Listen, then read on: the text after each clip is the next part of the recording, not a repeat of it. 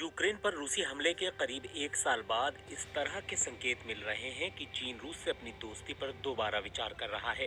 रूस यूक्रेन युद्ध से पहले चीन और रूस की दोस्ती के लिए फ्रेंडशिप विद नो लिमिट्स शब्द का इस्तेमाल किया जाता था, यानी दोनों देशों के बीच ऐसी दोस्ती जिसकी कोई सीमा नहीं है।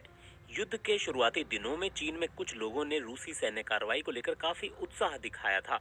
रूस यूक्रेन पर हमले को युद्ध के बजाय स्पेशल सैन्य ऑपरेशन कहता है, लेकिन चीन इस पूरे मामले में आधिकारिक तौर पर कुछ भी स्पष्ट रूप से नहीं कहता है और सामरिक रूप से महत्वपूर्ण चुप्पी साधे रहता है।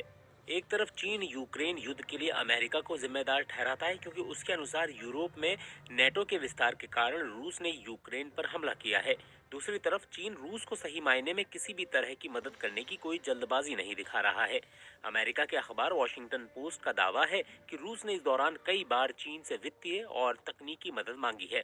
अखबार का कहना है कि शी जिनपिंग रूस के साथ पारस्परिक रूप से लाभदायक सहयोग के खिलाफ नहीं है, लेकिन सच्चाई ये है कि दोनों देशों के बीच सारी बातचीत के दौरान माहौल तनावपूर्ण रहा है। वॉशिंगटन पोस्ट ने सूत्रों के हवाले से लिखा है कि चीन रूस की मजबूरी समझता है, लेकिन वो अपनी हालत को भी नजरअंदाज नहीं कर सकता है। यूक्रेन युद्ध शुरू होने के बाद से दोनों नेता सिर्फ एक बार सितंबर में समरकंद में हुए एक अंतर्राष्ट्रीय सम्मेलन में मिले थे। इस मुलाकात के बाद राष्ट्रपति पुतिन ने कहा था कि यूक्रेन युद्ध पर चीन के संतुलित दृष्टिकोण की वो बहुत सराहना करते हैं। वहीं चीनी राष्ट्रपति शी जिनपिंग ने कहा था कि चीन रूस के साथ मिलकर बड़ी शक्तियों के रोल को निभाने, दुनिया में स्थायित्व और सकारात्मक ऊर्जा लाने के लिए नेतृत्व करने को तैयार है। लेकिन इन बयानों से इतर कैमरे के पीछे की हकीकत कुछ और थी।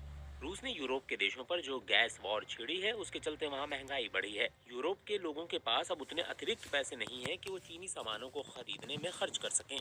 चीन ने यूक्रेन पर रूसी हमले की निंदा करने से इनकार कर दिया था। इसके चलते चीन और पश्चिमी देशों के रिश्तों में खटास पैदा हो गई।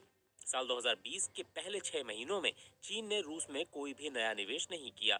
विश्लेषकों का मानना है कि चीन अब बहुत बचकर चलना चाहता है। विशेषज्ञ कहते हैं कि चीन और अमेरिका के संबंधों में लंबे समय तक तनाव बना रहेगा और इसे देखते हुए ये चीन के लिए महत्वपूर्ण है कि वो कम से कम यूरोपीय यूनियन के साथ अपने संबंधों को और नहीं बिगाड़े। चीन का नए विदेश मंत्री किन गांग ने इस साल की शुरुआत में रूसी विदेश मंत्री सरगेई लावरोव से बात की। चीन ने आधिकारिक बयान जारी कर कहा कि चीन और रूस के संबंध तीसरे पक्ष के प्रति गुटनिरपेक्षता और हमले न करने के सिद्धांत पर आधारित हैं। ये ताज़ा बयान असीमित दोस्ती वाले बयान से बिल्कुल अलग है।